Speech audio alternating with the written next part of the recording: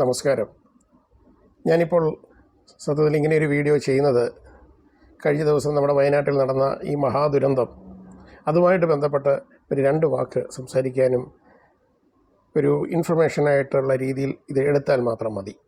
മറ്റൊന്നുമല്ല, വയനാട്ടിലുണ്ടായിരിക്കുന്ന ഈ ഭീകരമായ ദുരന്തം നമ്മളേവരുടെയും ഹൃദയം തകർക്കുന്ന ഒരു വേദനയായി മാറിയിരിക്കുകയാണ്. കാരണം എല്ലാവർക്കും ഇതൊന്നും പ്രത്യേകിച്ച് ആരോടും ഒന്നും പറയേണ്ടതായിട്ടുള്ളൊരാവശ്യമില്ല. പക്ഷേ എന്നിരുന്നാലും നമുക്ക് ഒരു പ്രധാനപ്പെട്ട ഒരു വിഷയം ഇതിനകത്ത് ഉള്ളത്, ഈ സർവ്വതും നഷ്ടപ്പെട്ട് മക്കളെയും സഹോദരങ്ങളെയും അപ്പനെയും അമ്മയും ഒക്കെ നഷ്ടപ്പെട്ട് എല്ലാ വിധത്തിലും പലതരത്തിലും കഷ്ടപ്പെടുന്ന ഇവർക്ക് തീർച്ചയായിട്ടും നമ്മളാണ് തുണയാവേണ്ടത്. ഈ ഒരവസരത്തിൽ എനിക്ക് പറയാനുള്ളത്, നമ്മുടെ നാടിൻ്റെ നാനാഭാഗത്തുള്ളവരും അത് നാടിന് പുറത്തുള്ളവരും ലോകത്തിൻ്റെ നാനാഭാഗത്തുള്ളവർക്കും വേണ്ടി ഒരു കാര്യം ഞാൻ അഭ്യർത്ഥിക്കുകയാണ്. ഇതുപോലെ പല മഹാദുരന്തങ്ങൾ ഉണ്ടാകുന്ന സമയത്ത് പലരും ഇതിൻ്റെ മറവിൽ പിന്നിലിരുന്ന് ചിരിക്കുന്ന കുറേ ആൾക്കാരുണ്ട്. എന്താണെന്ന് വെച്ച് കഴിഞ്ഞാൽ മറ്റൊന്നുമല്ല, ഇവരെ സഹായിക്കുവാൻ വേണ്ടി ഒരുപറ്റം ജനങ്ങൾ തീർച്ചയായിട്ടും ഇറങ്ങിത്തിരിക്കും.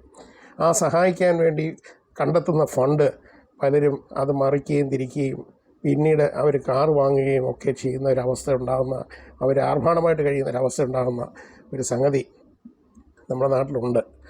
അത് ഒരിക്കലും ഉണ്ടാകാൻ പാടില്ല. അത് അർഹതപ്പെട്ടവരുടെ കയ്യിൽ മാത്രം ചെന്നെത്തത്തക്ക രീതിയിൽ വേണം ഇനിയും ചെയ്യേണ്ട ഒരു പ്രധാനപ്പെട്ട വിഷയം. അത് നമ്മൾ പേഴ്സണലായിട്ടാണേലും സന്നദ്ധ സംഘടനകളായിട്ടാണേലും അത് ഏത് തരത്തിലാണേലും അവർക്ക് സഹായം എത്തിക്കാൻ ആഗ്രഹിക്കുന്നുണ്ടെങ്കിൽ അത് തീർച്ചയായിട്ടും അത് ചെന്നെത്തേണ്ടിയവരുടെ കൈകളിൽ മാത്രം ചെന്നെത്തുവാൻ തക്കവണ്ണം അതിൻ്റെ വേണ്ടുന്ന രീതിയിൽ അത് പ്രവർത്തിക്കണം. കാരണം ഇത് ഞാൻ പച്ചയ്ക്ക് പറയുന്നില്ല. കാരണം ഇത് ഏത് തരത്തിലാണ് ഇത് സംഭവിക്കുക എന്ന് വെച്ച് കഴിഞ്ഞാൽ ചില സാഹചര്യങ്ങളിൽ നമ്മൾ ഇപ്പം സഹായ അഭ്യർത്ഥനയുമായിട്ടൊക്കെ പലരും ഇറങ്ങിയിട്ടുണ്ട്. അതിൻ്റെയൊക്കെ പിന്നാലെ നമ്മൾ പണം അയച്ചു കൊടുക്കാനായിട്ട് ഇരുന്ന് കഴിഞ്ഞാൽ ഈ ഫണ്ട് എത്തേണ്ടിടത്ത് എത്തുകയില്ല. വീട് നഷ്ടപ്പെട്ടവർക്ക് വീട് ലഭിക്കുകയില്ല, പലർക്കും പലതും ലഭിക്കുകയില്ല. ഇതിപ്പം സംഭവം നടന്നിരിക്കുന്നത് വയനാട്ടിലാണെങ്കിൽ തിരുവനന്തപുരത്തും കോട്ടയത്തും കോഴിക്കോടും ഒക്കെ ഇതിൻ്റെ ഫലങ്ങൾ അനുഭവിക്കുവാൻ വേണ്ടി ഇടയാകുന്ന ഒരവസ്ഥ ഉണ്ടാവും. അതുണ്ടാവാതിരിക്കുവാൻ വേണ്ടി തീർച്ചയായിട്ടും നമ്മൾ വ്യക്തികളായിട്ടും സംഘടനകളായിട്ടുമുള്ള ഓരോരുത്തരും ഇത് ശ്രദ്ധിക്കേണ്ടതായിട്ടുള്ള ഒരു വിഷയം. ഇത് കൃത്യമായ രീതിയിൽ ഇതിൻ്റെ സംഭാവനകൾ നൽകുകയോ അല്ലെങ്കിൽ അവർക്ക് ഭവനം വെച്ച് നൽകുകയോ എന്താണ് ചെയ്യേണ്ടതെന്നുള്ളത് വ്യക്തമായ ഒരു തീരുമാനമെടുക്കാതെ ആരെങ്കിലും എന്തെങ്കിലും പറയുന്നത് കേട്ട് എന്തെങ്കിലും പറയുന്നത് കേട്ടിട്ട് ഫണ്ട് അയച്ചു കൊടുക്കുവാനായിട്ട് ഇരിക്കരുത്. അത് തീർച്ചയായിട്ടും അത് എത്തേണ്ടിടത്ത് എത്തില്ല. അത് എത്തണമെന്നുണ്ടെങ്കിൽ നമ്മൾ വളരെ ശ്രദ്ധയോടുകൂടി ഒന്നുകിൽ അവർ നേരിട്ട് ചെന്ന് നിങ്ങൾ ചെയ്യേണ്ട രീതിയിൽ ചെയ്യുക. അവിടുത്തെ പഞ്ചായത്ത് അല്ല മറ്റുള്ള അധികൃതരുമായിട്ട് അന്വേഷിച്ച് ആരൊക്കെയാണ്, എത്ര പേർക്കാണ് ഭവനം നഷ്ടപ്പെട്ടത് എന്നുള്ള എല്ലാം വ്യക്തമായിട്ടുള്ള ഡീറ്റെയിൽഡ് ആയിട്ടുള്ള കാര്യങ്ങൾ മനസ്സിലാക്കിക്കൊണ്ട് വേണ്ടി മാത്രമേ ഇത് ചെയ്യാവൂ. ഇല്ലെന്നുണ്ടെങ്കിൽ നമ്മൾ ഈ കഷ്ടപ്പെടുന്ന നമ്മളെപ്പോലുള്ള ഓരോ വ്യക്തികളും കഷ്ടപ്പെടുന്ന പണമാണ് ഇവർക്ക് വേണ്ടി നമ്മൾ സഹായിക്കാനായിട്ട് നമ്മൾ ചെയ്യുന്നത്.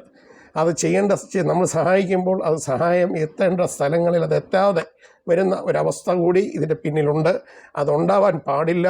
ഇനി ഒരിക്കലും അത് സംഭവിക്കാൻ പാടില്ല. കാരണം ഇതിനു മുമ്പ് പലപ്പോഴും ഫണ്ട് കൊടുത്തിട്ട് പത്രസമ്മേളനം വരെ നടത്തിയ സംഭവങ്ങളുണ്ട്, ഈ പണം എത്താതെ ഇരുന്നിട്ട് പല സ്ഥലങ്ങളിലും. കാരണം അത്ര ദുഃഖകരമായ സംഭവങ്ങളാണ് നമ്മുടെ നാട്ടിലുള്ളത്. അതുകൊണ്ട് ഇപ്പം നമ്മൾ ചെയ്യേണ്ട ഒരൊറ്റ ഒരു കാര്യം, മറ്റൊരു സംഘടനയ്ക്കും കയ്യിൽ കൂടിയോ അല്ലെങ്കിൽ രാഷ്ട്രീയ തലങ്ങളിൽ കൂടിയോ ഈ പണം എത്തരുത്. അത് നേരിട്ട് തന്നെ അർഹതപ്പെട്ടവരുടെ കയ്യിലെത്തണം. അത് ചെയ്യേണ്ടത് അവർക്ക് ഭവനം വെച്ച് കൊടുക്കുകയോ അല്ലെങ്കിൽ കുഞ്ഞുങ്ങളുടെ വിദ്യാഭ്യാസത്തിനോ അവരുടെ ഭാവി ജീവിതത്തിന് വേണ്ടിയോ എന്തൊക്കെയാണോ ഏത് രീതിയിലാണോ നിങ്ങൾ കാണുന്നത് ആ രീതിയിൽ മാത്രമേ എടുക്കാവൂ. അല്ലെന്നുണ്ടെങ്കിൽ ഈ പാവങ്ങൾക്ക് അത് ലഭിക്കുകയില്ല എന്ന് മാത്രമേ എനിക്ക് പറയാനുള്ളൂ. അതുകൊണ്ട് തീർച്ചയായിട്ടും ഏത് ഒരു വ്യക്തിയും ചെയ്യുന്നത് വളരെ ആലോചിച്ച് അത് വ്യക്തമായ ഒരു തീരുമാനം എടുക്കണം എന്ന് മാത്രമാണ് എനിക്ക് ഈ അവസരത്തിൽ പറയാനുള്ളത്. അത് എല്ലാവരും ശ്രദ്ധയോടുകൂടി ചെയ്യുമെന്ന് ഞാൻ വിചാരിക്കുന്നു. നന്ദി, നമസ്കാരം.